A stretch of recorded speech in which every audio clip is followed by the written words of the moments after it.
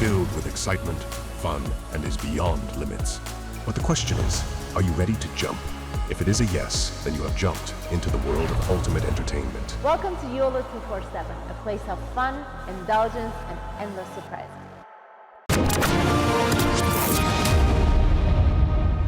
ये फ़िलिस्तीन और इज़राइल की बात है ही नहीं। ये बात दो मज़हबों की है। ये इस्लाम और यहूदियों के बीच में जंग चल रही है और यही इसकी सच्चाई है। लोग कितना भी इसकी लीपापोती करें। बेंजामिन नेतन्याहू ने बोला कि यार ये हम टू स्टेट सोल्यूशन को नहीं मानते क्योंकि वहाँ से हमें थ्रेट है। बात ज़मीन की है नहीं। बात ये नहीं कि इज़राइल ने कितनी ज़मीन घेर ली, कितनी नहीं घेरी। बात ये भी नहीं है कि फ़िलिस्तीनियों के दिल में क्या है और क्या नहीं है। ये बात कभी थी नहीं। वो नहीं चाहते कि यहूदी जिंदा रहे, वो नहीं चाहते कि वहाँ पे इज़राइल हो। वो इज़राइल उन्होंने कभी ज़िंदगी में एक्सेप्ट नहीं करा यहूदियों को। दोस्तों आप समझ लीजिए कि वहाँ पे इज़राइल है ही नहीं। पूरा एरिया पैलेस्टीन बन गया, इज़राइल है ही नहीं। सिर्फ वहाँ पे यहूदी रह रहे हैं। ये फिर यहूदियों को ज़िंदा नहीं रहने देंगे। ये एक मजहबी नफरत है यहूदियों के खिलाफ। रूस से खबर आपको देता हूँ सबसे पहले। 2010 में लगभग बैरक ओबामा प्रेसिडेंट थे और रूस में थे मेडवेडेव। दोनों के बीच में बातचीत हुई और दोनों देशों ने एक जिसको कहते हैं एक आपस में समझौता किया। और समझौता क्या था कि साहब आप हमारे न्यूक्लियर फैसिलिटीज चेक करेंगे, हम आपकी न्यूक्लियर फैसिलिटीज चेक करेंगे। और ये मामला चलता रहा और ये 2020 में जाके रुका क्योंकि आपको पता ही दोस्तों कोविड हो चुका था तब तक। तो कोविड के चलते मामला एक दूसरे के इंस्पेक्शन का रुक गया। हाल ही में अमेरिका ने फिर रूस से बोला कि चलिए दोबारा से शुरू करते हैं। रूस ने साफ मना कर दिया। अब रूस ने क्यों मना करा अमेरिका को, जबकि रूसी ने पहले हाँ बोली थी, अब क्यों मना कर दिया? रूस ने बोला कि सारे डायनेमिक्स, जियोपॉलिटिकल डायनेमिक्स बदल चुके हैं। और फिर रूस ने समझाया। रूस ने बोला देखिए साहब, आप यानी कि अमेरिका, आप सपोर्ट किसको कर रहे हैं? आप करते हैं यूक्रेन को। यूक्रेन हमारा दुश्मन है। हमारे कई हजारों साथी, हमारे भाई इस लड़ाई में मर चुके हैं।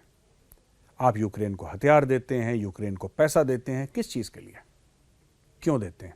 और फिर आप हमसे क्या उम्मीद रखते हैं कि आप यूक्रेन को हथियार भी देंगे, यूक्रेन को पैसे भी देंगे, अपनी स्पेशल फोर्सेस, अपनी नेवी सील्स, अपनी डेल्टा फोर्स, अपना एसएएस दोस्तों इंग्लैंड का है, यूके की स्पेशल फोर्सेस हैं, इन सबको आप ऑपरेट करने की अनुमति देंगे वहाँ पे, वो मदद करेंगे यूक्रेनियन की फोर्सेस को हमारे साथ लड़ने में, और फिर आप चाहेंगे कि हम आपके साथ कोऑपरेट करें? वी आर सॉरी, ये नहीं हो सकता। तो अमेरिका को साफ मना कर दिया। और एक और बात उन्होंने अमेरिका को बोली, हिदायत दी है।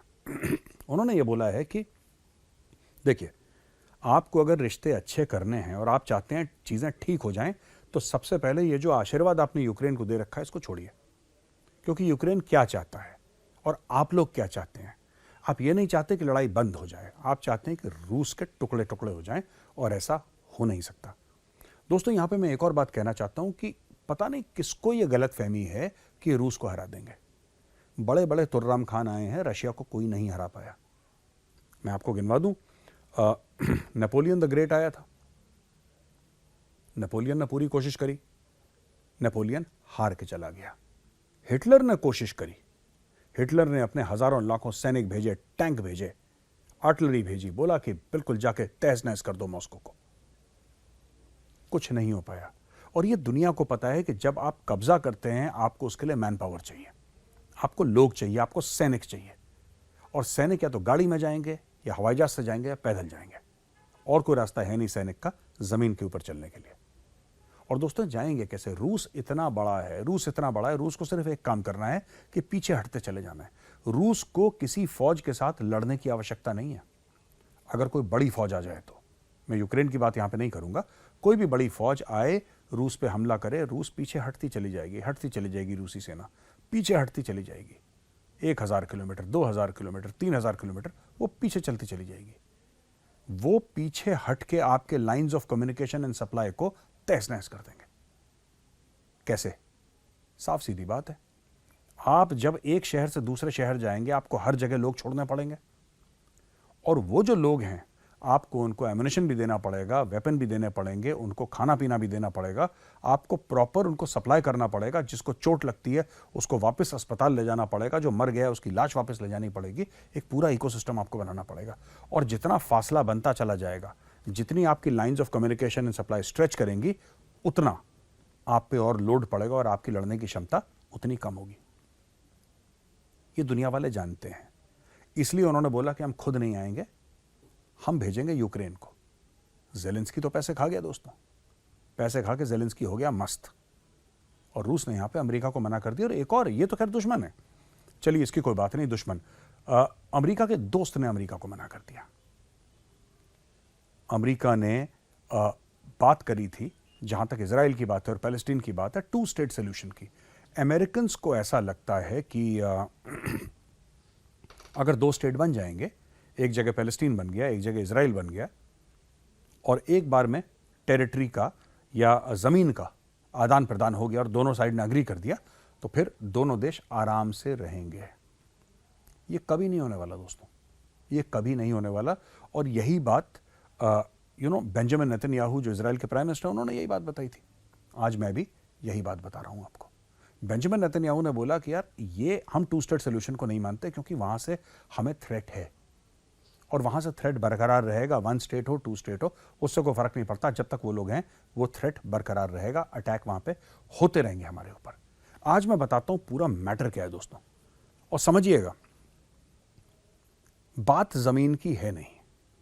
बात यह नहीं कि इजराइल ने कितनी जमीन घेर ली, कितनी नहीं घेरी। बात यह भी नहीं है कि फिलिस्तीनियों के दिल में क्या है और क्या नहीं है। यह बात कभी थी नहीं। बात यह है कि वहां की जो पॉपुलेशन है, खास तौर से फिलिस्तीन की पॉपुलेशन और आसपास के अरब देशों की पॉपुलेशन, वो चाहती नहीं है कि यहूदी जिंदा रहे। मैं बड़ी जिम्मेदारी के साथ आपको बता रहा हूं, वो नहीं चाहते कि यहूदी जिंदा रहे, वो नहीं चाहते कि वहां पे इजराइल हो। वो इजराइल उन्होंने कभी जिंदगी में एक्सेप्ट नहीं करा यहूदियों को। मैं आपको एक एग्जांपल दे रहा हूं, एक उदाहरण देता हूं आपको, जो कि कभी हो नहीं सकता, लेकिन फिर भी समझाने के लिए आपको एक उदाहरण देता हूं। दोस्तों, आप समझ लीजिए कि वहां पे इजराइल है ही नहीं, पूरा एरिया पैलेस्टीन बन गया, इजराइल है ही नहीं, सिर्फ वहां पे यहूदी रह रहे हैं। ये फिर यहूदियों को जिंदा नहीं रहने देंगे। ये एक मजहबी नफरत है यहूदियों के खिलाफ, और हम लोगों को ये बात समझनी पड़ेगी। ये जो हम 2 स्टेट सोल्यूशन, 1 स्टेट दिस, फिर करा तो था इजराइल ने। 2005 में इजराइल ने $3 अरब खर्च करे और बोला सबको कि पीछे हो जाओ। जितने भी सेटलर्स थे वहां पे गाजा पट्टी पे, अपने यहूदी, अपने सिटीजन इजराइल के इजरायली, सबको बोला पीछे आ जाओ, और $3 अरब खर्च करे और सबको पीछे ले आया। दे दी उनको सारी जमीन, ले जाओ, जो तुम्हारी थी, जो तुम कहते हो ना ये थी, ले जाओ। उनको हजम नहीं हुआ, उन्होंने फिर हमला करा इजराइल पर। ये हमला चालू रहेगा, मैं आपको बता रहा हूं। ये जो जंग है, ये जो लड़ाई है, ये इसलिए नहीं है जो आपको अभी लग रहा है कि 7 अक्टूबर को हमास ने अटैक कर दिया, फिर इजराइल ने करा, फिर उसके पहले इजराइल ने अटैक करा, इनकी ज़मीन ले ली, उसने अटैक करा इजराइल पे, इजराइल ने मुंह तोड़ जवाब दिया। ये फिलिस्तीन और इजराइल की बात है ही नहीं। ये बात 2 मजहबों की है। ये इस्लाम और यहूदियों के बीच में जंग चल रही है, और यही इसकी सच्चाई है। लोग कितना भी इसकी लीपापोती करें और आपको कितने भी सेक्युलर ढंग से इस चीज़ को पेश करने की कोशिश करें दोस्तों, ये बात है। और आखिरी खबर पाकिस्तान से। पाकिस्तान ने खूब पैसे खर्च करे, लोन लिया, ज़मीन गिरवी रखी, पता नहीं क्या क्या नहीं करा पाकिस्तान ने। बहुत एफर्ट करा और मिलिट्री हार्डवेयर खरीदी चाइना से। मिलिट्री हार्डवेयर चाइना से खरीदने के बाद उन्होंने रडार तक खरीदे। चाइना ने बोला कि इससे बेहतरीन रडार दुनिया में नहीं है। पाकिस्तान ने बोला अच्छी बात है, लोन पे मिल रहा है, इस वक्त तो पैसे नहीं देने। तो उन्होंने अपने ऊपर लोन उठा लिया करोड़ों अरबों डॉलर का, चाइना से ये हथियार, चाइना से वो हथियार, क्योंकि दुनिया के सामने ये दिखाना था कि हम इंडिया से लड़ सकते हैं। बस एक ईगो की लड़ाई, एक अना की लड़ाई, एक घमंड की लड़ाई। अब हुआ क्या उसमें कि जब इंडिया का एक ब्रह्मोस गलती से चला गया पाकिस्तान, वो साहब 3, साढ़े 3, 4 मिनट पाकिस्तान की टेरिटरी में उड़ता रहा लैंड करने से पहले। पाकिस्तानियों को पता नहीं लगा कि है क्या, राइट। चलिए, वो ब्रह्मोस था, बहुत एडवांस था, हाइपरसोनिक क्रूज मिसाइल, आप छोड़ दीजिए ब्रह्मोस को, हम उसकी बात नहीं करेंगे, राइट। ये जो ईरान ने मारा इनको ड्रोन का भी पता नहीं लगा। इनको ईरानियन मिसाइल्स के बारे में पता नहीं लगा, जो कि ज़्यादा एडवांस नहीं है। तो पता नहीं इनको कौन सा कबाड़ा बेचा है चीनियों ने रडार के नाम पे, पाकिस्तानी बड़े खुश हो गए, लेकिन ये रडार बिल्कुल नाकाम है दोस्तों। ये मैंने सोचा आपको एक खबर सुना दूं। तो आज इतना ही मेरे पास आपके लिए। कल फिर हाजिर हूंगा कुछ नई खबरों के साथ। तब तक के लिए जय हिंद।